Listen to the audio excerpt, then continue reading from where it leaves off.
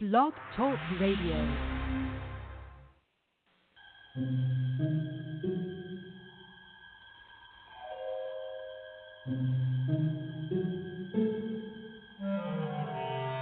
Archangels, ghosts, and Bigfoot, oh my. It's just another night for Supernatural Girls. Real stories, real answers to life's biggest supernatural mysteries.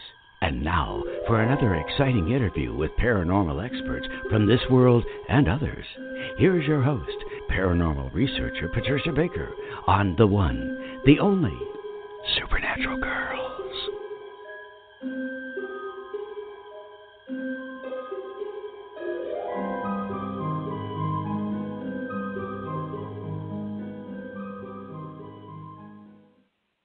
Welcome, everyone, to another exciting episode of Supernatural Girls Radio. I'm your host, Patricia Baker. I am here with my co-host, Patricia Kirkman, PK, and George Lugo, psychic medium. He is here with us again, and we're going to have a great show because we have a great guest tonight. She's been with us before, Bruja, Katrina Rasbold. We're going to bring her on in a few minutes, but first, Miss PK, numerology queen, tell us what is going on in the world of numbers. Well, we've got a lot happening right now because it's a universal 6 month, which is all about family. It's about foods. It's about everything wanting to be perfect. And how in the world can we tell everybody, quit giving advice to others because it's going to turn around, boomerang, and bite us right where we sit. So don't tell others how to do it. Just if they ask you a question, by all means, follow through. Other than that, the lips are zipped. You may have major problems if you don't. Then you're also going to find out that this month there's going to be some issues for people dealing with their pets. So kind of pay attention to them if they're acting out or acting up or need some assistance. This is a good time to take a good look at what they may need, whether it's a change of foods or if it's how they're reacting to others. But there may be a little more hyper this month than usual. That's part of what we'll be taking on as well. But also on the good side, or bad side if you want to call it, it's about relationships. The good part, you may find a new one. The bad part is you may get rid of one you've got. Either way, it's your choice, but however it goes, it's going to go well. So that's the best part of it. So, I like it. Yeah, so take a look at my Facebook page, or I should say my page that I have up, because there's information throughout the month giving information about certain aspects that will be going on and how-tos for certain aspects of the numbers. And every little bit counts as we're taking a look at what we would like to have happen, but for the most part, let's take a look at the best of the best, because caring for others right now and sharing is a perfect month to work with it. And we couldn't ask for a better way to do a holiday month. So that's it for me. That's very nice. I like everything you said. That's great, except I'm a little worried about my pets now. I'm going to have to really watch. Well, but you pay attention. You may see that they may be a little off color. They may need their foods changed, or they may need a little tending, or nails clipped, whatever it takes. Just those little TLC things. Oh, that's easy to do for these guys. Yeah. And it's not so much those we have as the ones that come and bother us. Okay. Oh. Well, that's great. But it sounds like it is a good month for the holiday, so let's hope everybody has a safe and happy one. That'll be wonderful. And if you would like to schedule something with Patricia Kirkman, then go to her website, patriciakirkman.com. As PK just mentioned, she has all kinds of information on how to buy gifts for people by the numbers and other exciting things. And, of course, you can take a look at your numbers personally with PK, set up your own private session. And PK can also be found on our website, supernaturalgirls.com. And George Lugo can be found at crystalgatereadings.com. I know, George, you're super booked up, but for our supernatural audience, I know you always make an extra effort to fit people in, because I know I've had a bunch of people contact me about you recently, and I've sent them all over to you. Thank you. Appreciate that. Yes, yes. And also, for people who are interested in soul realignment, I am offering a holiday special, which is $125 per session. They're normally $250.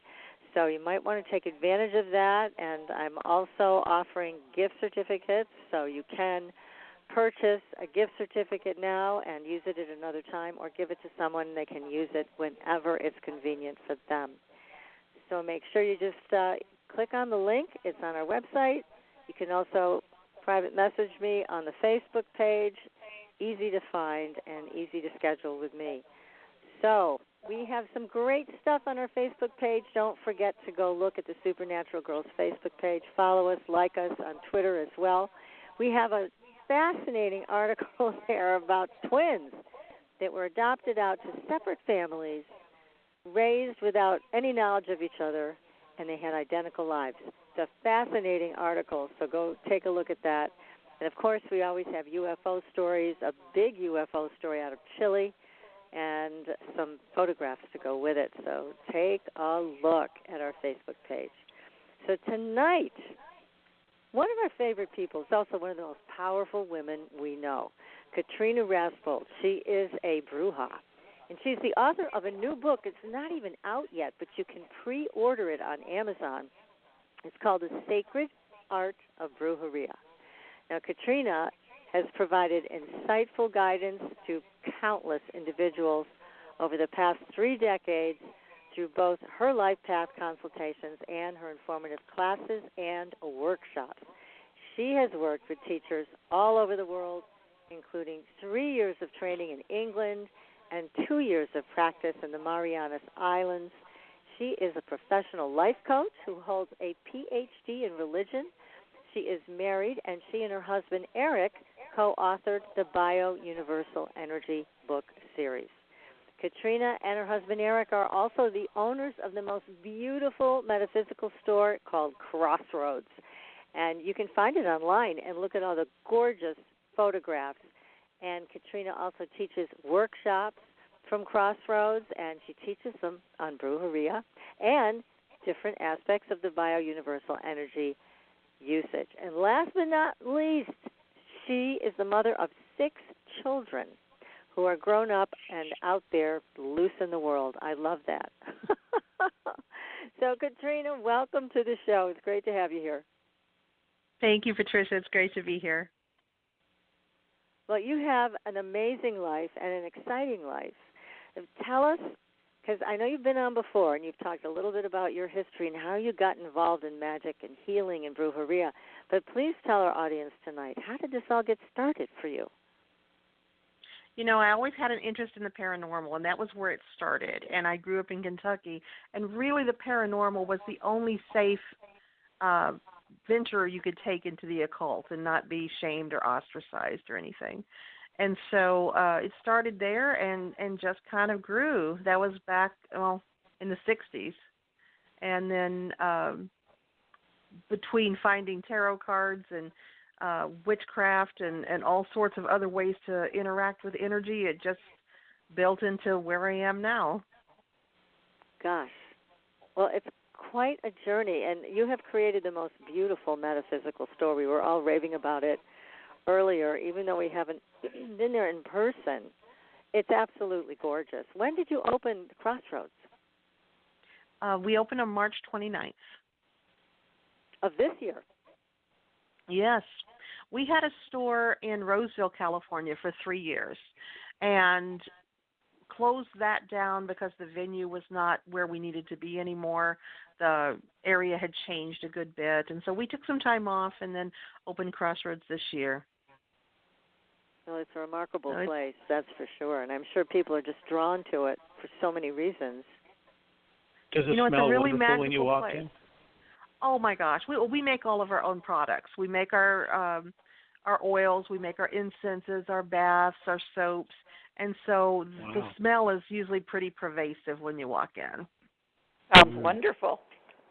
Too bad we can't bottle that and send it out. It's just such a magical place, and the way we found this, Eric, I've got to give him complete credit. The way that Eric found the location and everything, it was just meant to be from the beginning. And we didn't know what to call it, and we're really struggling. And to us, the most magical place you can find is the Crossroads, and so it became Crossroads. Oh, Great how wonderful. name. Yeah, that is a great name. Well, you have this beautiful new book that people can pre-order now on Amazon. It's The Sacred Art of Brujeria. So you were asked to study with two people on this, and as I recall, you were very surprised that they asked you to study with them. I was. In fact, I had three mentors that took me through different phases of training, and I was very surprised because they came to me. They asked me to work with them, and I didn't really see that coming and didn't see this as the next phase of my magical development. But I learned a long time ago not to ask questions too much and to just move forward with where I'm told to go. Because this type of magic and witchcraft, this usually comes out of South America, Mexico, and that really wasn't your background, right? Not at all. Not at all. And yes, primarily Mexico, Latin America, Guatemala, a lot of practice there, even Cuba. And so it's not it's not in my DNA. And that's one of the biggest challenges I have in doing this, is that there's a lot of judgment based on that fact. And I understand that, and I honor that, and I still do what I was called to do, despite that. Well, it's an amazing path you're on, and I'm just going to tell everybody, I am taking your Brujeria class right now, and I absolutely love it. So you've made arrangements, basically. Oh, it's fabulous. For people to attend the class at your store, Crossroads, and those of us who are too far away, we attend the class on the Internet. So it's been a remarkable experience. You're a great teacher, and I love how you present the material. I can actually wrap my mind around it. It's also not in my DNA, but I find myself very drawn to this practice. I find it very, very fascinating. So I want to thank you for offering the class, and I want to encourage anybody in the audience who would like to do the class to contact you about it. It's a great, great class. So let's dive into this, the art of Brujeria. There is so much to it, and that's one of the things that I'm so impressed with. There's a lot to learn. It's like nothing you learn in a weekend, class, that's for sure. Your class is just scratching the surface. It's very much an introductory 12-part class, and I have a class that I'm running with some of my senior students now that's an advanced Brujeria. And we're still finding layers to uncover. There's just so much to study about healing other people through magic. Sounds wonderful. Tell us a little bit about the history of Brujeria, how it came to be, because I thought that in and of itself is very fascinating. One of my favorite questions that I get asked is, how did Brujeria come to the United States? Because people always assume that something comes to the United States if it doesn't grow here. And what's interesting is that three of our most powerful conjure practices actually developed right here. And that would be Appalachian granny magic in the east, and then hoodoo in the south, and then across the way to Brujeria, which came across the south and the west. And really, Brujeria has always been here. It's always been in the United States because so much of the United States was once Mexico. And so Brujeria is what happened when the people of Mexico, starting with the Mexica, the Aztecs, developed their way of working magic. And it was really an uninterrupted practice because when the Spanish invasion happened, it incorporated very well into what they were doing. We were able to syncretize onto that and not have such a bloody interruption of magical practice as we did in Europe. Yeah, that was brutal. So this was able to continue. And also, I was surprised to learn it was also very, very much in play in Peru. Yes, absolutely. It's a little bit different. And Brujeria itself is different with the different regions. And it's the same with Appalachian Granny Magic, where you have these different little groups of people that are practicing one way and healing one way, and then you go, a few miles down the road and you've got people practicing differently but doing the same thing. And so really there are many types of brujeria, with just the basic idea being that we're moving energy in certain ways to help people heal from different types of traumas. So even the Olympia, which I want you to explain to everybody, that's a fascinating technique with the egg. When I was watching people administering the Olympia treatment, everybody has their own style, it seems. So that was interesting to see. It is, and the Olympia is the foundation of everything that we do. Because the idea is that when a person processes any kind of trauma, whether it's social trauma, physical trauma, emotional trauma, sexual trauma, even spiritual trauma, it imprints on them in some way. And so what we do is try to undo the damage that's caused by that trauma and to cleanse the person energetically. We're working with all of the chakra points, the meridians, and just creating a clean vessel for our magic to then go into if we're going to be following up with some candle work or grids or things like that to create a positive outcome for our clients. So if you could, please explain to people how this is done. I mean, what do you do?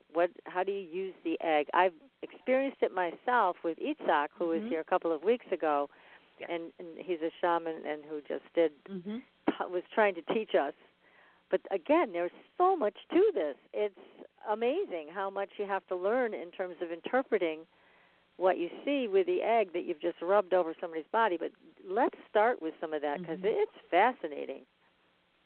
Well, what's beautiful is that you can't really do Olympia wrong. Just like if you were to take an eraser and rub it over a pencil, you're going to erase it. And knowing the interpretation of what you're doing is just one aspect of the Olympia. If you do the Olympia, you will help the person. So the rest is what becomes a trained skill, plus reading the energy waves of a body and how that energy is moving throughout the body. So the Olympias that I do have a 4-part process. The first is called the Platica, and that's a purging of verbal discussion. It's sort of like an intake where we're talking about what the person feels they need help with. And then after the Platica, we go to the sage bath where we're immersing them in a sage cloud. Basically, I call it hotboxing them with sage. And then we move on to the egg where we take a blessed egg, empower it, and just scrub it all over their body to pull out any impurities. And then we do the burrito, which is a sweeping that cleanses them for the final cleanse. We also use sound to create certain vibrations to cause the chakras to react. And we use different sprays like Florida water or holy water to create differences in the energetic fields that we're working with. We use stones that are going to affect the energetic fields so that when they come out of it, they're in a much more balanced energetic state than they were before. And sometimes it'll take extra Olympias to get somebody really to where they want to be, just like it sometimes takes longer to clean a room than it does another room. And what is Florida water? I hear that all the time, but what is it? Florida water isn't about the state of Florida. It means a flower. And so Florida water is usually going to be alcohol-based. Most people use vodka. And they're going to add scents that are citrus and floral, usually rose or jasmine, in different configurations. Everybody's Florida water smells different, but it's a blessing spray. It's a substance that we use to convey divine blessings onto someone or to bring the happy. And you spray this on the egg before you apply it all over the body, before you vigorously rub it, right, on the body? We do. And we have the client blow very hard onto or into the egg. And this is an egg like a chicken egg it's a raw chicken egg that's still in the shell. And we have them blow forcefully onto the egg, which conveys their essence into the egg. And what then happens is that the bad things, which we call the maldades, cannot tell the difference between the client and the egg, and we can pull the bad things into the egg so that it's away from the client. And then we break it into a jar and seal it up so that it can't get out. And you break it into how a jar? did you learn to interpret what these eggs are saying? Because they have a message, they have information when you break them open. And they do, and that comes with practice, but it's also that there are certain configurations that we look for that are traditional. And, George, we put it in a jar of blessed water. We don't just throw it into a jar. So it's going to be a jar that's about half full of water that we have also sprayed with the Florida water to bless it. And then the egg is going to take on different shapes as we crack it and dump it into the water. And sometimes if we've got an entity present, there's a very specific configuration that the egg will go into. If we've got some sort of demon or a curse, a hex, if they're bringing baggage from the past into the circumstances, then we'll see an arrangement of the egg for that. We even have an arrangement that is a little sort of a tail on the end of the egg that looks like a fetus that's called the child grief formation, that tends to come up with people who have lost a child and not mourned that appropriately. Interesting. So there's I would say on the average we have around 20 to 25 different routine configurations that we see this egg take shape into to tell us what's been going on with the client. And what's great about that is it's not what's wrong with the client, it's what was wrong with the client 15 minutes ago before we pulled it out of them. Right. Wow. Well, what's your address? I'll be right there. Something like that. Yeah. It is powerful. I know that when we did it in the seminar, and because I wasn't able to be with your group, Katrina, in person, it was so nice I was able to at least experience it here. Yes. And again, I was just so, I'm looking at this egg in the water, and I'm thinking, okay, what is this egg saying to me? It's something, a tool I've never used before. So it really does take, as you mentioned, time and practice and working with someone as knowledgeable as you to know the message in the egg. And I know in your teachings you were talking about like a flattened egg when an egg is broken into the water, and that can mean somebody who's feeling basically depressed or a lot of pressure, a lot of weight on them, yes. Right. So the egg just takes on that shape. And then once you're done reading the message of the egg, then what do you do with it? It depends on what the message of the egg was. No, don't eat the Olympia egg. If there's any type of entity in the jar, and we pick up low-level entities just like the flu. We get them walking through a department store and encountering people. And so if we've got little entities that have been in there drawing our energy and sapping our vitality away, or if there's any sort of living thing that has been pulled out, then we leave it in the jar until it's completely dead. And then we release the contents. If it's just little low-level psychic turbulence or some attachments from the past or things like that, we can get rid of the egg right away. And you're traditionally supposed to release it into a moving body of water, which I use the most convenient moving body of water I have, and I flush it. Yeah. That's what I thought. The Express, yes. Yes. Yeah. That's easy. I have a question for you. Well, how do you know when it's absorbed from it? How do you know when everything is absorbed with it? I'm sorry, I missed that. Was that you, PK? Yes. Well, how do you know when the egg has absorbed everything it should to give you the answers that you're looking for, or giving you the information? The best way I can describe it is if you've ever had a tarot reading and you've shuffled the cards and you just know when the cards are done and you hand them back to the reader. It's sort of like that, where you've got the egg going all over the client and you can feel energy pulling into the egg, and then you just feel that it has stopped. And I'll usually keep going for a little bit longer just to be sure. And I can also use a pendulum on the person's body and just see if I've got any activity that I need to pay attention to.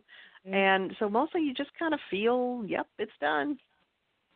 Now, do you roll the egg all over a person, or do you just kind of hold it and rub it on them? Or... In hoodoo, they actually roll the egg down the body. We are a little bit more violent with the egg. We do a really aggressive scrubbing, and you really are getting in there against the skin of the person and just rubbing them down with this egg really hard. Without breaking. It breaks? It has broken sometimes, especially with new practitioners, and they'll freak out because their egg broke.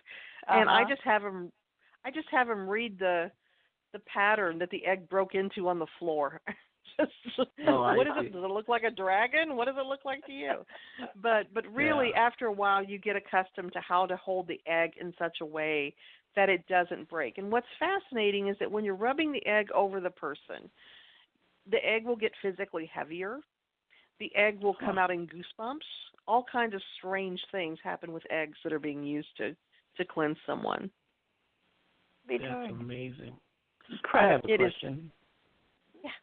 I have a question about spells, curses, hexes, all that type of stuff. Mm-hmm. Grave dirt. Tell us about grave dirt. I use graveyard dirt quite a bit, and in fact, I process my own. And I have 3 different kinds. The third one I haven't even put out on the shelf yet. I've still got to work with that. Graveyard dirt that is just basic graveyard dirt we use to recreate the conditions of the grave. And so that's peacefulness, it's protection, because nobody's going to harm you after you're dead, in theory, and unless they come after you with an egg. But you're going to just use that to create peacefulness, to create protection for a person. Now, if you want to up the protection, then you get the graveyard dirt of a police or law official who is known to be non-corrupted. Now, that's kind of a trick.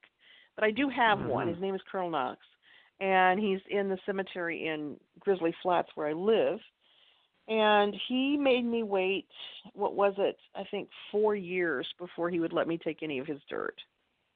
Because they give you the idea of, yes, you're welcome here, and no, you're not. Oh. And so that is extra protection, and really just the energy of the person who's in the grave conveys into the dirt. So the third type I'm processing and I'm going to be using later is some dirt from unconsecrated graves, which tend to be very restless and uneasy. And that can be good if you need to get somebody moving away from where they are. You truly mean graveyard dirt. You don't mean something from the cemetery, but you mean the graveyard dirt, the dirt of the grave itself. Off the grave, yeah. I go to graves and ask for permission to use the dirt. The person gives me the permission to use the dirt, and it's actual dirt from a person's grave. Yeah. Okay. So, I have some of that myself, and there was a grave that I noticed a long time ago, about 8 years ago, and it was a big, giant oak tree. These big southern oaks that are huge. And the gravestone is in the tree, like this squirrel planted a seed right in the middle of the grave, and it took.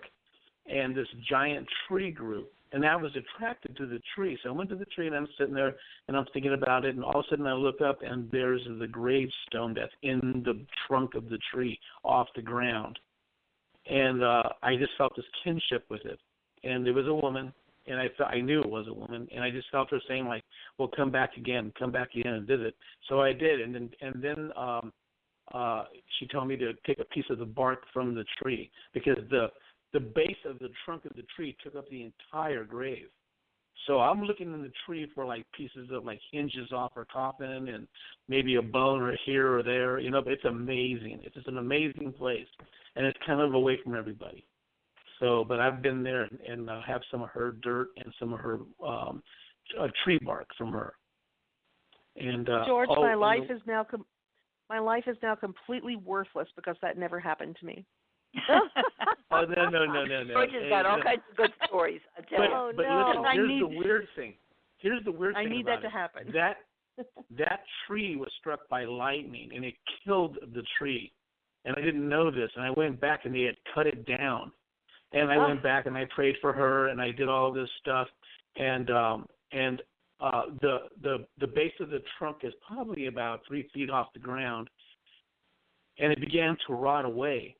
And every time I'd go back there, it'd be a little bit more gone. And there were 2 more headstones in the tree, and they were her children. So wow. it's just a very interesting place.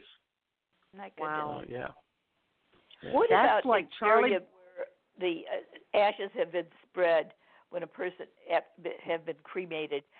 Does the ground of which the ashes have fallen, does that have an effect as well? I have found that it doesn't.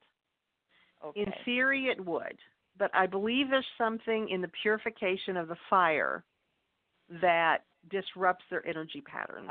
So I don't get it as strongly as I do with graves. Yeah, that makes good sense, because it is completed once you've had the fire. It is, and it's not that it's any less sacred. It just doesn't have the energetic push that I get from the graveyard dirt. Now, once you have the graveyard dirt, what do you do with it? I mean, do you put it in a pouch for somebody to wear, or what do you do?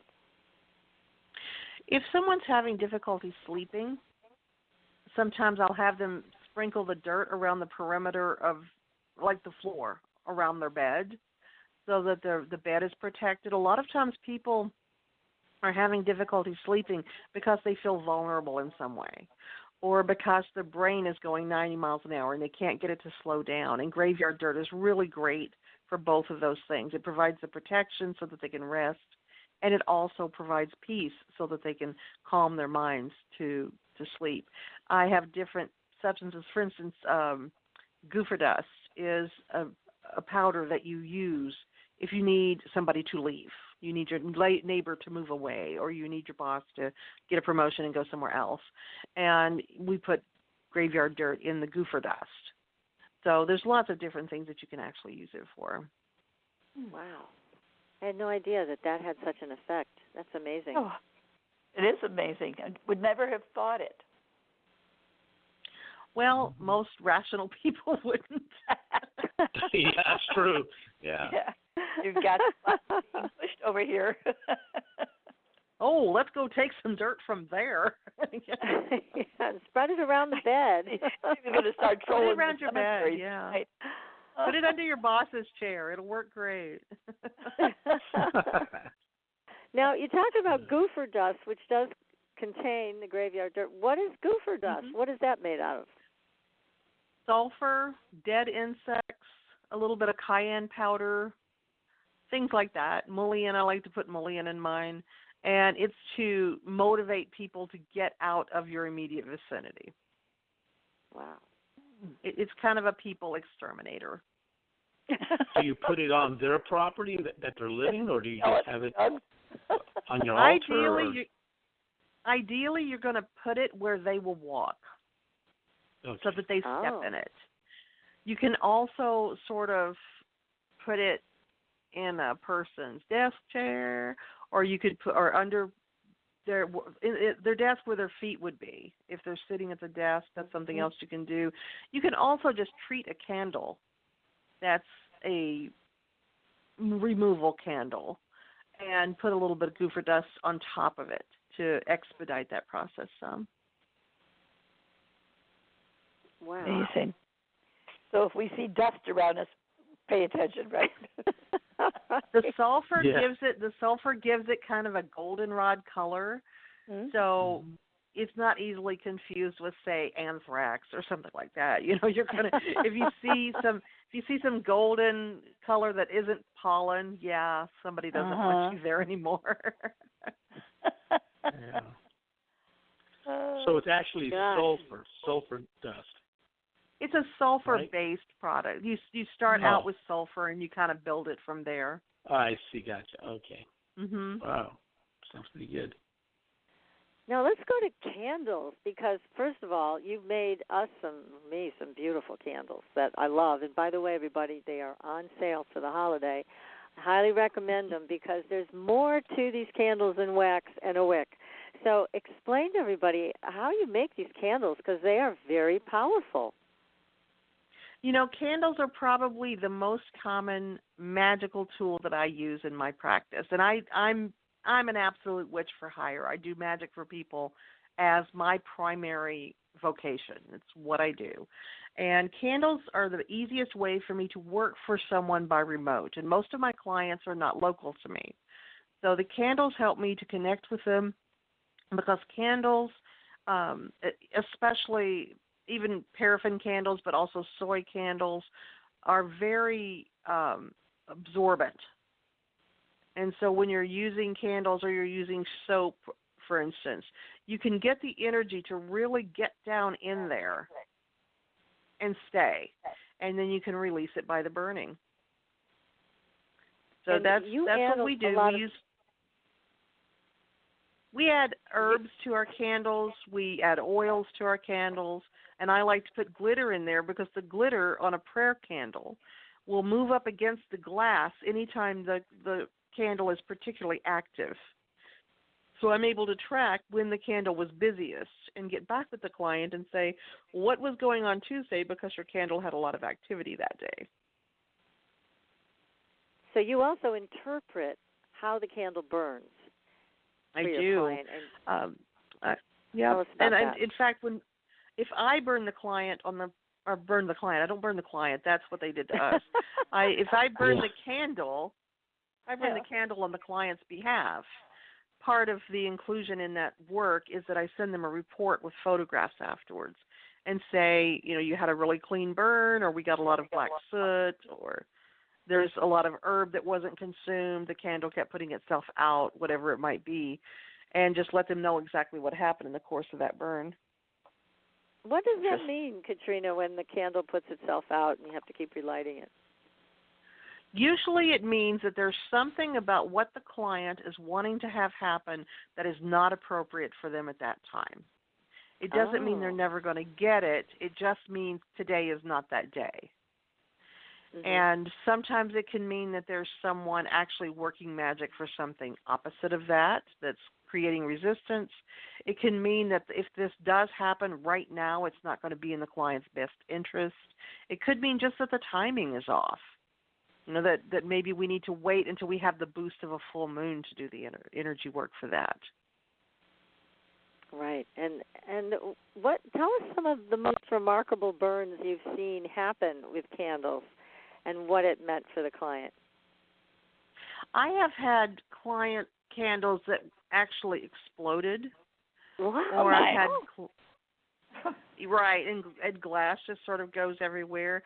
I've had some that just were so thick with black soot that you couldn't even see what had previously been on the candle as far as an image, and that is telling me that somebody's energy is strongly opposing what we're doing, and then you get into a situation where you're pretty much going to battle on the client's behalf.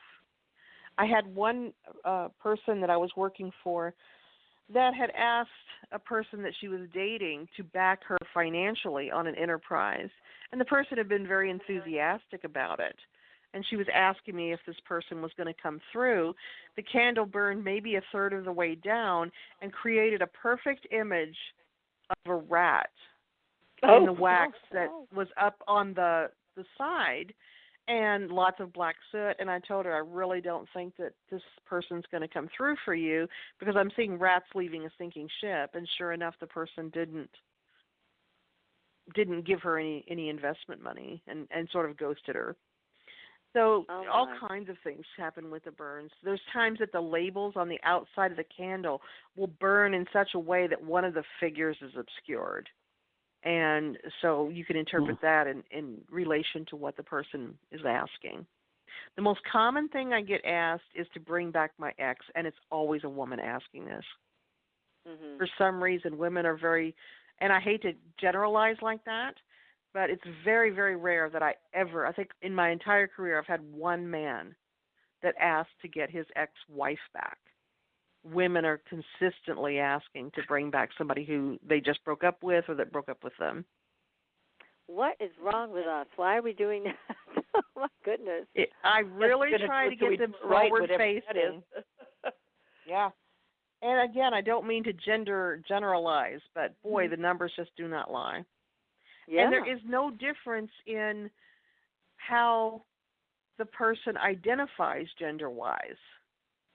As far as, if they identify as female, even if they were born with men parts, they still are really set on getting the X's back. And boy, I just like to move forward. I don't need any of my X's back. Me either. That's why they're X, right? Oh, that's funny. Yeah. Oh, my goodness. But we're going to continue this great conversation with our guest tonight, Katrina Rasbold, who's the author of a great new book. You can pre-order it on Amazon.com. It is called The Sacred Art of Brujeria. We're going to take a very short commercial break, and we'll be back. You are listening to Supernatural Girls Radio. Stay tuned. Pure essential oils, specialized minerals, and a revolutionary anti-aging technology. Astridian combines the best of all scientifically proven ingredients in easy-to-use creams, lotions, and concentrated serums. Astridian's advanced line of products take your skin to a new level of being healthy and beautiful. We offer a variety of collections that address all your skin concerns. The Essential Anti-Aging Series treats and moisturizes your skin for a long-lasting, younger look. The Multivitamin Series promotes healthy skin with high-quality vitamins and minerals. The Sports Series restores skin from cellular damage and stress. Astridian also offers a revitalizing solution for hair and a professional series for doctors and medical spas. Visit astridian.love today and begin your new journey to healthy, beautiful, youthful skin. Astridian, beyond your expectations. There are a lot of psychics out there. How do you decide which one is right for you? You look for someone who empowers you, who's practical and spiritually connected, who says, here are your opportunities, here are your challenges, and here's a way to deal with them, and then gives you your own toolbox to make your life everything you want it to be. Hi, I'm Corby Mitleid, and that's how I work with you. As a certified professional tarot reader, I've helped thousands of people for over 40 years through my toolbox. Cards, past life retrieval, numerology, spirit guide conferences, and mediumship. Whether it's career, relationships, finances, or your spiritual road, together we can replace your confusion with clarity. And you'll probably find a little laughter along the way. Visit me at CorbyMitleid.com to find out how to cross your bridge from fear to fearlessness and fly. And tell me you found me at Supernatural Girls for a special gift with your reading. Corby Mitleid, the practical psychic for catching your tomorrows today. Find me at CorbyMitleid.com. That's CorbyMitleid.com.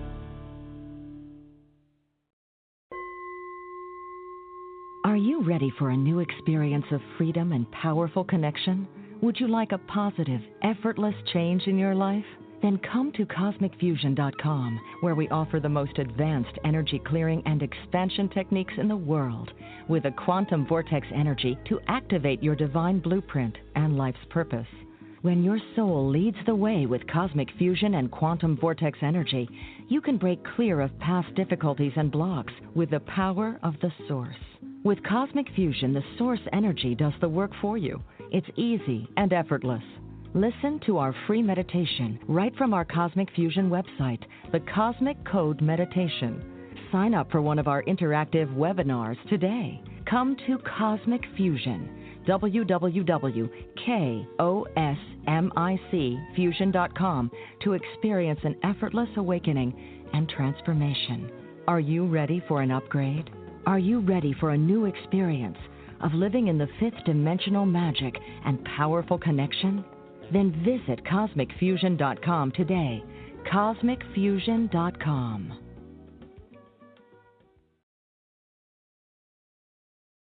Your property tax bill. Have you seen it lately? It's frightening. Your property taxes are going up while your home value is going down. It's time to fight back and win. For the real truth about the property tax system, get attorney Pat Quintilian's book, Are You Getting Screwed on Your Property Taxes? How to Find Out and How to Fix It. Attorney Quintilian answers all your questions and gives you the facts you need to fight a property tax bill that is spiraling out of control. You'll also read about what happens to property owners who don't check their property records, only to find out too late they're taxed on square footage, fixtures, and even buildings that they don't own. Is this happening to you? Learn your rights. Buy attorney Pat Quintilian's book today. Are You Getting Screwed on Your Property Taxes? How to Find Out and How to Fix It. Available on Amazon.com. Are you frustrated with endless mantras, affirmations, and processes that promise to align your life with your dreams, only to find yourself years later in the same space where you began? Do you feel like you must be doing something wrong because nothing seems to be working? Don't you just wish that someone could shift your consciousness for you and your life could align with your desires without all the effort? Well, your wish is about to come true. Hi, I'm Carrie Cannon, and I have a gift that allows me to align the consciousness of others to be in harmony with their dreams. The best part is, it requires no particular effort on your part. Upon listening to a consciousness alignment, people have reported instant energy shifts, financial windfalls, soulmate connections, healed relationships, physical healings, and more. To gain access to a free trial offer for my entire Manifesting Miracles library of consciousness alignments, go to commandmiracles.com now for details. Again, that's commandmiracles.com for information about our free trial offer. That's commandmiracles.com.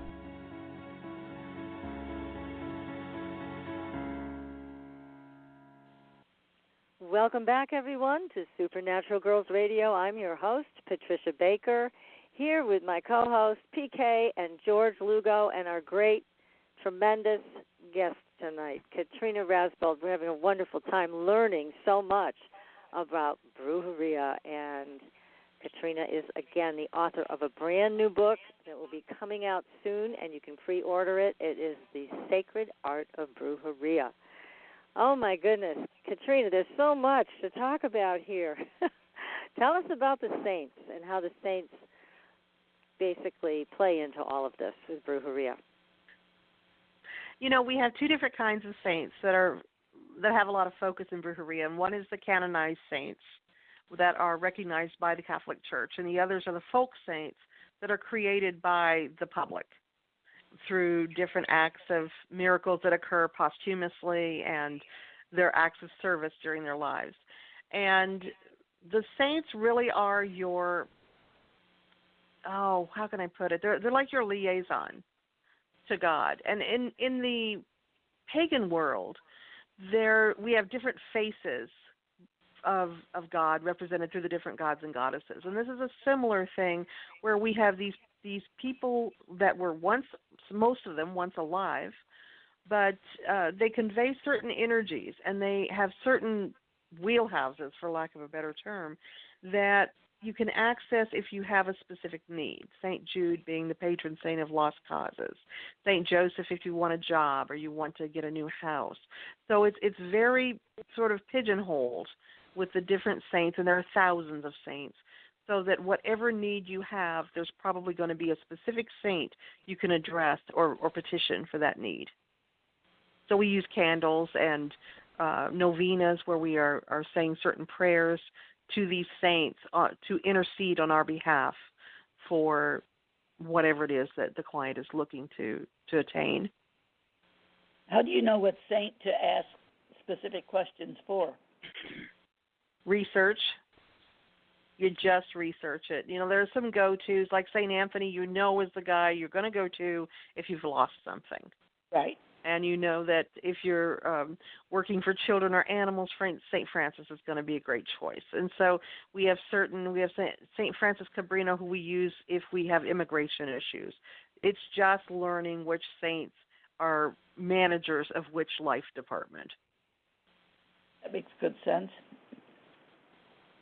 Now, this is quite different than petitioning angels or archangels. This is a whole different thing, as you're saying that these are saints or people, they once lived here, and so you said they were canonized, and then there's the folk saints. What is a folk saint? Folk saints are not recognized by the Christian Church. There are certain ones that have legends that have grown up around them. So, for instance, in American legend, if you were to think about John Henry, that's a story that is told often. It's a tall tale. A lot of times the folk saints have tall tales that have grown up around them, or legends that are a little bit more than possibly what happened. But we have one folk saint who's actually a doll that a woman happened to grab when her husband shot her for adultery. And she put the doll in front of her, and the doll blocked the bullet. And so this doll became the patron saint for abused women. Wow. And so there's just these huge stories that come up around the different saints that are folk saints. One of the few saints that's a folk saint that never lived is Santa Muerte, which is the saint of death. And she's actually the Grim Reaper and has no human component, where she was once attached to this living person from many years ago, or whatever it might be. She's one of the few that doesn't represent a person. Now, La Santa Muerte is very powerful from what we understand. We've talked about this before, but tell us, what is your impression? Because we've heard all kinds of interesting stories about La Santa Muerte and how she provides for the people that come to her. So please, let's talk about it. It's pretty impressive. It's impressive. I've been doing magical work for close to 40 years now, as far as actively working. And I've worked with all different sorts of energies, all sorts of divine forms, and she is by far the strongest magic I've ever engaged. Wow, and really? Again, absolutely, hands down. And you've got to think that in human life, the most powerful thing we encounter is death. And so it stands to reason that she would be the king daddy that we would appeal to in times of need, because that's the most powerful thing that will ever happen to us. Now, we've heard, though, if you petition La Santa Muerte, and you really have to be prepared for it may come to you in any which way. Is that true? But that's really true about any magic I've found. I've found that all magic takes its own form. And the thing with Santa Muerte, however, is when you engage her, you normally do so from a position of death. So you're asking for the death of something. So if you want to be with the love of your life, you ask for the death of loneliness. Or you ask her to take away your poverty, take away your fear. And so it's really about releasing and letting go of what's not serving you, and that can certainly take many forms. And so if people ask her to take away what's holding them back in life, it could be their spouse that's holding them back. Ew. So with any kind of magic, you never really know how it's going to play out unless you absolutely dial it into the details. So can you give us some examples of some magic that you have done for other people with La Santa Muerte and what happened?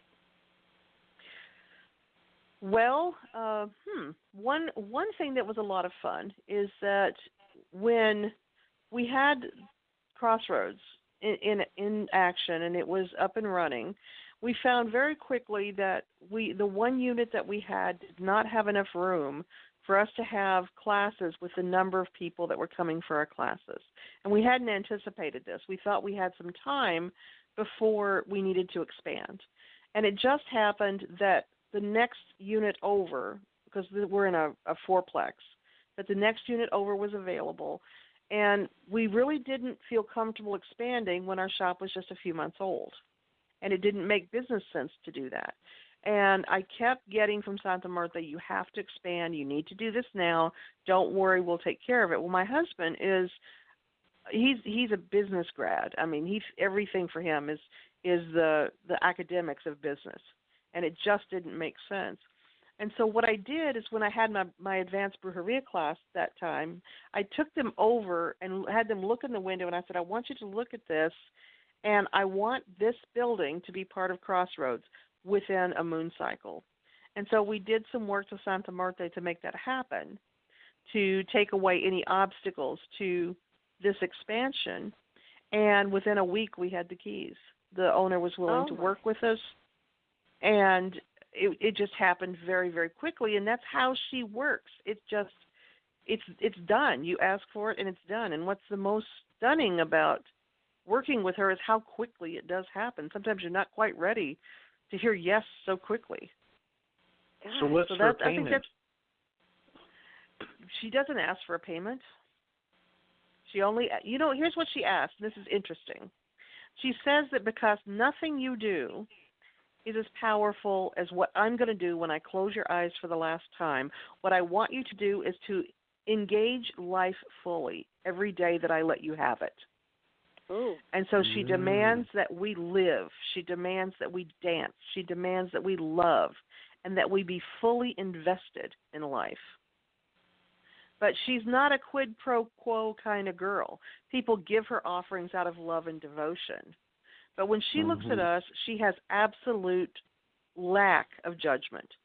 She is not impressed with anything we do. To her, this is it's humans being humans. You kill each other, yep, that's what you guys do. You rat each other out to the law, yes, that's what you do. You're horrible creatures. But I'm still going to take you at the end. Engaging with her. You just pray to her. We have venerations here at the shop where devotees come, and it's almost has a mass-like quality to it because it's very church-like, and we just venerate her and honor her and revere her and tell her thank you. We do a lot of thanking of her because she's very productive. But she just like death is always with us and doesn't ask us for anything except to be patient with her when she takes things that we don't want to release. She doesn't demand more from us than that. She's going to take our life. That's the most payment we ever have to give her. Amazing. Does it keep you from going to a peaceful place because she has you now, or what goes on there? What it does is it really gives you a stronger affinity with death. You don't crave death, but there's less fear of it because you already made friends with the boatmaster who's going to take you across. Okay. Now, what kinds of offerings do you give her? Because she loves life. She is a party girl. And so you give her shots of tequila, you give her a joint, you give her money, you give her candy, games. She loves every expression of joy and happiness. That is great. Interesting.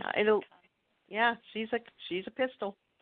Have you ever helped a client, let's say, with a to want to put a curse on somebody, but it didn't have a time limit, and like you forgot about it, and that person is like absolutely going crazy out there, and then some days kind of think, oh man, I forgot to take that back, or I forgot to turn it off, or you know what I mean? So I just wondered about that type of stuff. What do you do there? I don't turn my curses off. You don't turn them off. You just keep them going. It's not a time release thing. No. In Brujeria, you have your ethical construct is very simple. Is this work justified or is this work not justified? If the work is not justified, you don't do the work.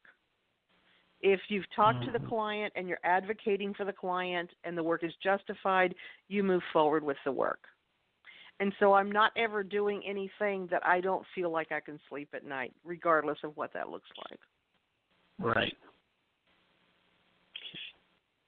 So at times you've turned people away where you felt that it wasn't warranted or you didn't want to participate in something they wanted?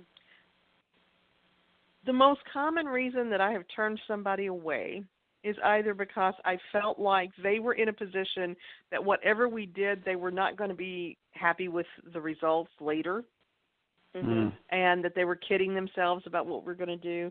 I turned people away because what they wanted to have happen was not something that I could comfortably do, and could not even comfortably recommend them to someone else. I've had some very racist people come to me who wanted the destruction of people because of their culture. Oh, that's not good. And so that was something that I turned away. And really, there's not a lot. Usually, by the time somebody comes to me, they're very desperate. They're really needing help. They've tried everything else. And so it's very rare that I actually turn somebody away. But if I do, it's because I know I genuinely cannot help them. And even if I attempted to override that and to help them despite my misgivings, my energy is already going to be corrupted because of that, because I have ignored what is sacred to me. And so even if I push ahead, it's not going to be really good magic I'm going to be giving them, so it's not right for me to do that. But that is so right. You're right on the money on that. Yep. Yeah. Yeah, you ever have somebody come in that, they just kind of fooled you or tried to fake you out, or because they wanted something and they tried to get what they wanted through you, or maybe they did and then you were kind of regretful about it, or do you think you always catch it? I've been lucky so far. One of the first things I teach my students, because when I'm teaching someone about Brujeria, I'm teaching them from the idea that they are going to go out there and they are going to be a healer of other people and are going to have clients. And one of the first things I teach them is clients lie. And they do that. That's right. They do that to attempt to win your favor or to get you to do work that you're just so silly. You don't understand what they're actually doing. That's where it really comes in handy if you do have a psychic component or an empathic component to what you're doing, because you get to the point you can see it a mile away. And during the Platica, the part of the Olympia that's the Platica, which is our intake, we weed all this stuff out. And so if I don't have them crying by the time we get to the Olympia, I didn't do my job. Because they need to be right, they need to be right down in their deepest spirit where they are not comfortable lying to me and where they know that I'm advocating for them, and so that we can get into that deepest truth. And I will move heaven and earth to get them there. I won't let them skate the surface on me. Right.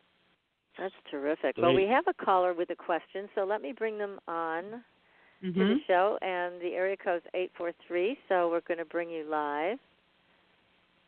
Good evening. How's everybody? Hi. Hi, welcome to the show. Do you have a question for Katrina, and what's your name? Yes, my name is Eddie. She answered one of my questions, just like what she said. You got to have that intuitive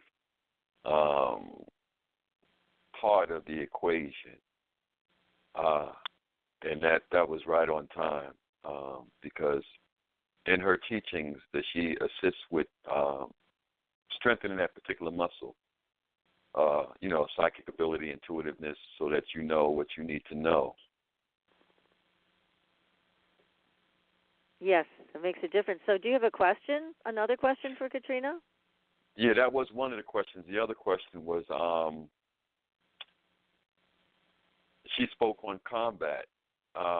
If you see and understand that somebody definitely has somebody trying to do some work to them, does it matter where it's from, like, say, Africa or whatever, because Africa is basically one of the ancient places, Yoruba and all of that.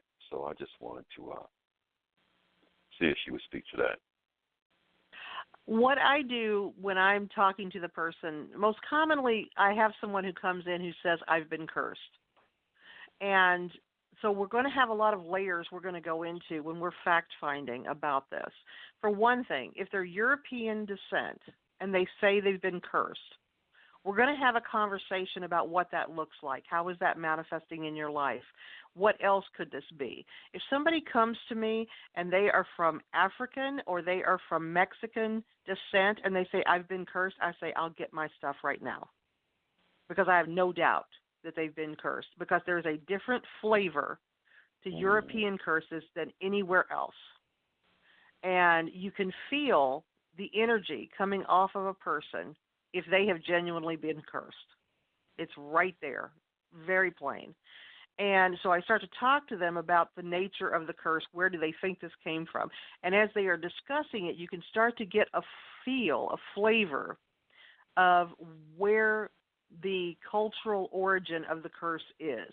And I do change how I engage based on that too. That's one of the components, is culturally, how is this happening? And so I do have different methods that I'm going to use for a curse if it's coming from an African-based practice versus a Guatemalan-based practice, or even a West Virginia-based practice. It's going to all be different. And so you engage it on the level of where they're meeting you. Wow. Awesome. Yeah, another reason why I asked that question. Go ahead. Eddie, you were absolutely right too about what you were saying before regarding the psychic energy of you can smell it. You can tell when somebody is not being straight with you, and you can tell when there's more that you need to unpack with something that they say or something that they don't say. And what I really love is that when you really open up to the divine energy, if you want to call it that, put whatever name you want to on it, all of a sudden you have the sight. You can see. You can see exactly what you need to see in that client. Okay. And so basically the individual doesn't matter as much as dealing with the energy itself, correct? When I get, well, the individual matters because they are going to metabolize, for lack of a better term, that curse, that hex, that crossing differently than another person will, based on their life experiences. No, and so I'm sorry, go ahead. No, excuse me for interrupting you, but I just I just was speaking on the individual that sent the curse more so than the individual that they sent the curse. Yes. You know, here's what happens a lot of times. I'm sorry, Patricia? I was going to say, the sending of and the receiving of are two tremendously different areas here then. Yes. Very different. And in fact, what happens a lot of times is that the person who sent the curse is, I don't want to say that they're irrelevant, but what it means is that we can see each other sometimes and see each other as an advocate for our client. So we are able to look at each other and understand it's not personal to us, the worker. I know I'm not explaining this very well. No, but a lot of times if I'm working on a curse for somebody and I get a feel of the person who sent it, sometimes it's a person like me who's working on behalf of someone else. And we just sort of look at each other and say, yeah, I see you, high five. I'm just going to do my work. Okay, I get you. I'm just going to do my work. And that's what you do is I hate to put it like an honor amongst thieves, but amongst practitioners, a lot of us don't give it the old, it's like that, is it, and start going after each other. We understand we're all doing a job here. And what I understand is that somebody decided this work was justified. And maybe I need to look at that and figure out what's going on as I'm even removing the curse. So always keeping an open mind and remembering clients lie. Right. Because just like what you're speaking to, you said price-wise, say that again? That's what you said? Yeah. No, clients lie. Yeah. Clients lie. Yeah. And clients don't always tell you everything. For instance, I've got a person right now who's working aggressively to get back her ex-spouse and really to the point of almost trying to control that person. Now, what does that tell me about what their relationship was probably like? Nightmare. Yeah. Right. And also, I'm hearing in my head that I know that she was unfaithful to this person, even though she hasn't told me this. Mm-hmm. But I know that she was, and that's why the person wants nothing to do with her. So if you open your mind, your heart, your spirit, and listen, you'll hear all kinds of things that client is not saying. That's right. Awesome. Because I think that's interesting. It's like you're saying, the individual, say, for example, a woman wants a man, and she has already gone to somebody, and the man starts having dreams or whatever the case may be, and then he comes to you. And then by you assisting him, you could see the individual that the woman went to. Right. And maybe somewhere along the line of that communication, maybe she'll, in a sense, back off because now she realizes that the woman lied, or if she just wants to help the woman because the woman wants the man. See, because, I'm just saying, go ahead. No, I got you. Go ahead. No, because just like in all things in life, prime example, something's wrong with my car, I take it to one mechanic, he says it's this, and it's $1,000. I take it to another mechanic, he says it's this, and this is actually what it is, and it's only $250. You see what I'm saying? So just like everything else in life, there are some people who do certain things because it's about money to them, regardless of what the client, so-called client, wants done. Well, and one of the most fulfilling things that happens is when you do catch a tag off of another healer, another worker, on something you're working on, and you can have inner dialogue with them. So you can say, what do you want to do about this? I don't know. What do you got? What do you think is best? And we just create the best outcome for everybody, and then high five and walk away. Okay. Yeah. So if you can get someone who's get somebody who's cooperative with you. Definitely. That's the best way to go. Yeah, because I'm down here in the Carolinas, and it's crazy. If you get a car, I've been on a job for 5 years. This is a scenario that didn't happen to me. I know some people that it happened to. I've been on a job for 5 years. Everybody buys another car tax time, regardless of what they've been driving all year. If you keep your car past April, there are people that will go see somebody to mess somebody up so that, jealous because that person got to keep the car. That is actually one of the strongest forces of negative energy in the universe is envy. Mm-hmm. Oh, wow. That's what I have to work against that constantly. Envy and then frustration. In my new book that's on uncrossing, one of the points I make is that the place that we all experience, or most of us experience, where we get the most negative energy thrown at us is the on-ramp of a freeway. Because everybody thinks that they're in the right. If you're trying to merge into traffic on a freeway, you get angry that they won't let you merge. If you're on a freeway and somebody's trying to merge in front of you and it's pushing you out, you get mad at them.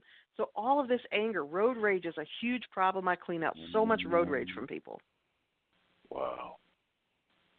That's beautiful. Great. Well, Eddie, one last thing I just wanted to ask you about Rue. If you keep Rue in your car, is Rue a good product? Then that's my last question. I thank you for your time. And no problem. Rue is good. It's good protection. I like rosemary and bay laurel better. Bay laurel. Never heard of bay laurel. Rue is good for protection. It's just bay leaves. Like you use for seasoning. Fantastic protection. Great money draw, too. Oh, I'm going to have to get me a jar and keep it in my pocket. Do it. Put your name on it. Write your name on one of the leaves and put it in your wallet and watch what happens. Wow. Awesome. See, aren't y'all glad I called in and asked all of those questions? And look how we, I'm we so glad end my time Eddie. on the portal. That's great, Eddie. You had some great questions and great comments, and we really appreciate the call. Thank you. Hey, thank you for all that you do. You all Thanks, do. Eddie. Thank you. Thank you. Okay. Great questions. Yeah. All right. Well, we love our listeners. They're the smartest audience audience ever. Yeah. Absolutely. So bay leaves. So, excellent. Yeah, I'm going to get bay some leaves. of that. store first thing in the morning. Oh, goodness. Bay leaves, here we come. That's great, Katrina. Thank you. Does it make You're a difference very whether welcome. it's fresh or if it's dried?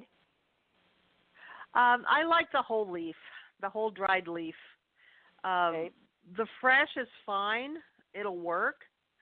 But it just, I don't know, there's something about the maturing of and aging of the drying process seems to bring out a lot of the energy of the plant.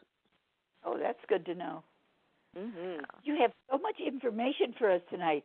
I can't wait to get my hands on your book. Yes. Oh, thank you. Better. I hope you enjoy it. I'm sure we will. And you mentioned another book that you have, Katrina. Tell us a little bit about the other book. You know, I just signed the contract on this one. I originally called it Uncrossing the Art of Unscrewing Your Life.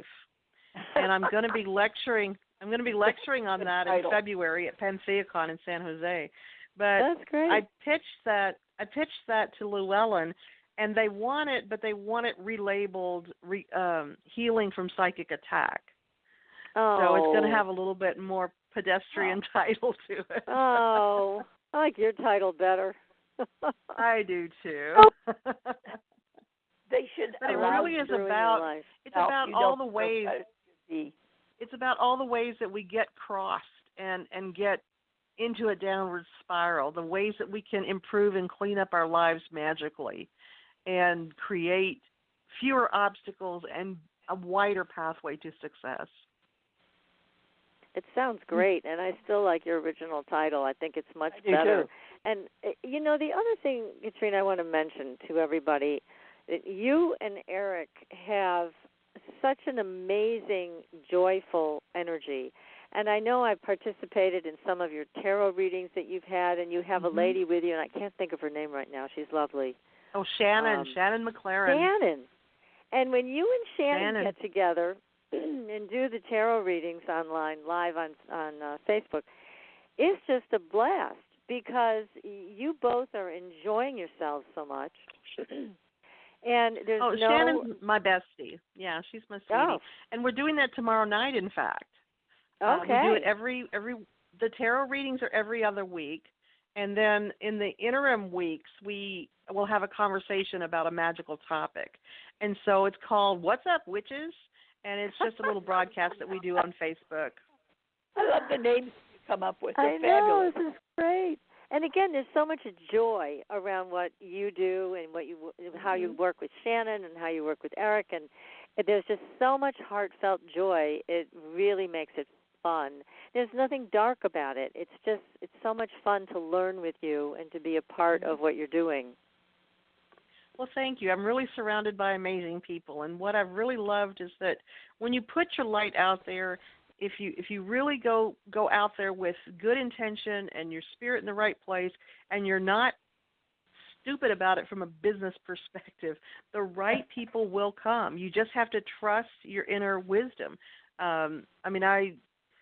That's what led us to this store, was just trusting the process and taking chances. You can't go at it from a position of fear. You've got to be invested in what you're doing and believe that the right people and the right opportunities are coming. That's great. And let's go back to the curses for a few minutes. Mm-hmm. Is there a curse from a particular area of the world or a particular type of witchcraft that you find more powerful than any other? Oh, Africa and Mexico. Those two. They're the ones. Yeah, they're the ones that I will have to work the hardest to dislodge. And in fact, some of the biblical curses are absolutely repugnant. Oh, they're my. horrible. Yeah, there's like Psalm 107 is one of the strongest, most hideous curses. It erases a person's history. It erases their parents' history. It dooms their children. It's really aggressive. Oh, my. Wow. And that's a Bible curse. But no, it's a biblical curse, yes. I tend to, when I know that I have a strong practitioner of African traditional religions or hoodoo, that has put a curse on somebody, I know that it's going to take a lot of work to get that off of them.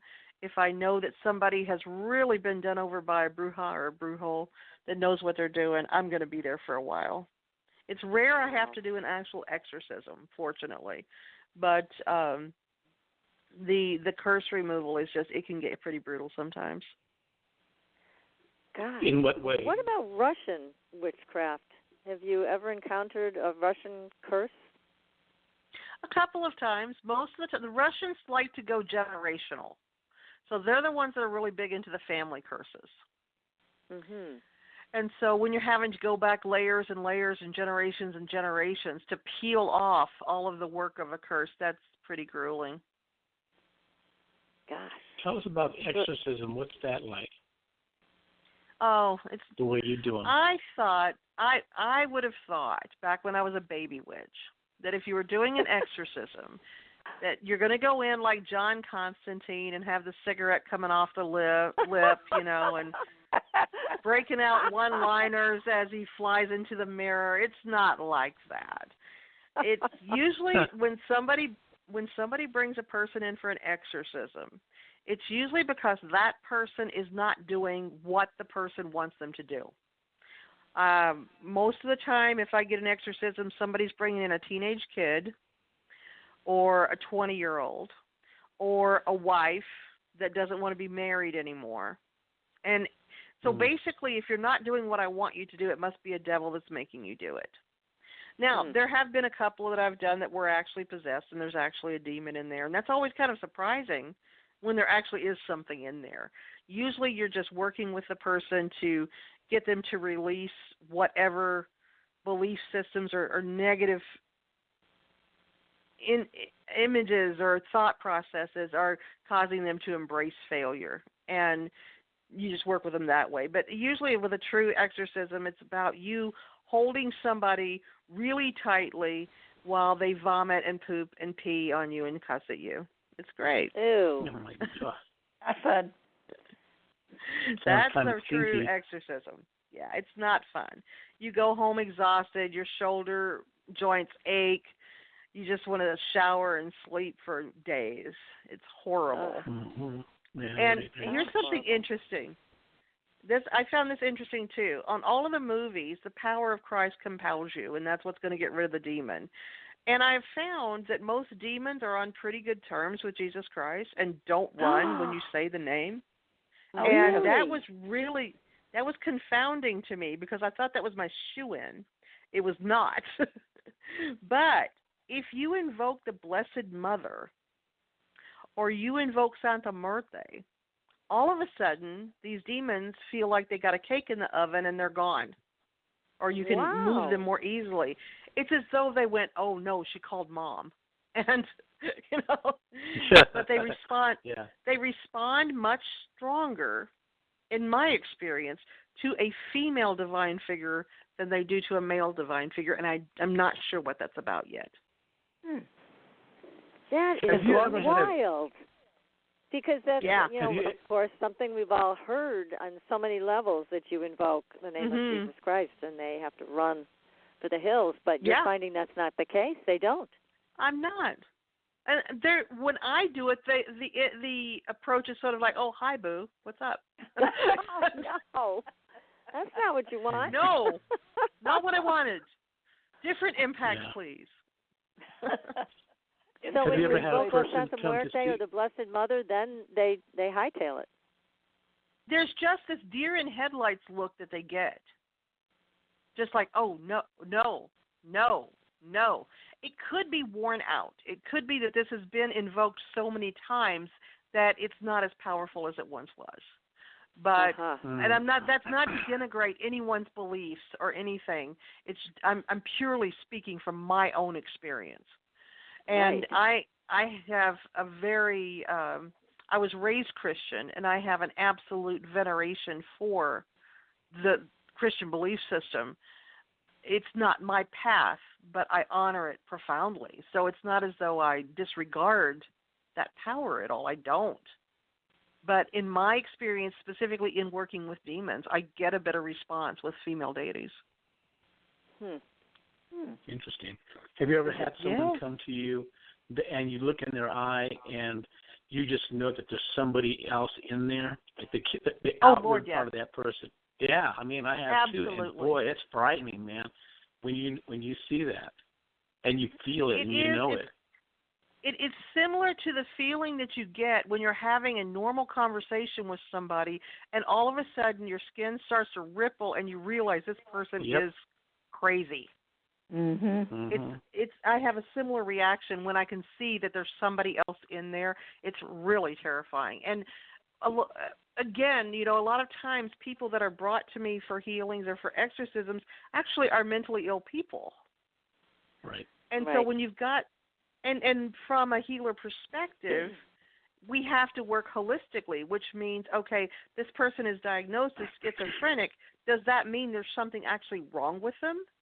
Or are they seeing things that are actually there that I can't see? That's the million-dollar question, isn't it? Right, and I dismiss nothing. Right.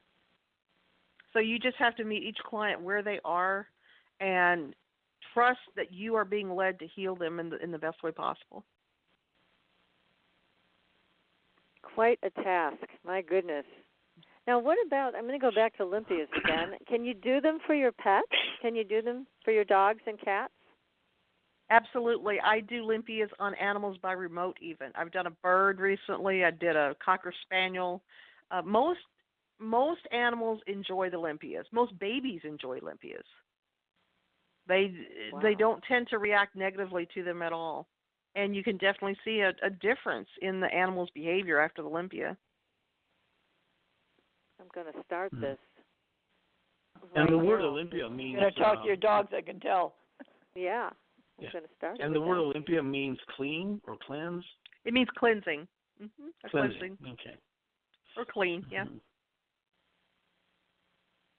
One of the things we heard about La Santa Muerte is that so many people who felt that they would not be accepted by the Catholic Church because of their choices in life, that they felt very comfortable with La Santa Muerte, and to the point where it got so popular that the Pope was very unhappy about. Did you hear about this? And the Catholic Church absolutely denigrates Santa Muerte. It's really aggressive. They recently had a thing, I say recently, it was about 15, 20 years ago, where along the border, in the border towns, they went through and just destroyed all of her temples. Because she absolutely has no discriminatory value, just like death. I mean, death doesn't care if you're rich. Death doesn't care if you're well-behaved. Death doesn't care if you're a jerk. You're going to die. And she approaches everything the same way, so that if you are behaving in ways that are reprehensible, she just does not care. Because to her, that's just people doing people things. And because of that, the drug cartels, prostitutes, warlords really appreciate that in her and are drawn to her because they know that she will not reject them. And the Pope had a fit about it, apparently, and told him to stop it. She was getting so popular. Apparently so. But, Santa Muerte is the second most followed and most popular Catholic-based holy figure, second only to the Blessed Mother. And that's actually why my branding for my store, Crossroads is a store, but the things I make are branded under the label of Two Sisters Botanica, because it's Guadalupe and Santa Muerte, life and death, and everything in between. Oh, that's beautiful. Oh, my goodness. Well, Katrina, this has been just a delightful time with you. We've all had so much fun and learned so much. Thank you for your time. Thank you for having me on again. It's always a joy. Oh, it's fun for George, us. Pleasure to meet you, George. Pleasure to meet you, too. I'll have to come and join the drum circle, and you come here, and you can see the grave marker up in the tree. So there you go. That sounds like a good go. That's right. That's nice. So thank you again, Katrina, and the name of Katrina's book that will be coming out soon that you can pre-order now, The Sacred Art of Brujeria. So next week, everybody, we're going to be back with another great show. We are talking about magic and food. You don't want to miss it. Until then, we'll see you on the Blue Highway. Good night, everyone. Good night. Good night. Thanks for listening. Tune in next week for another radio adventure with Supernatural Girls.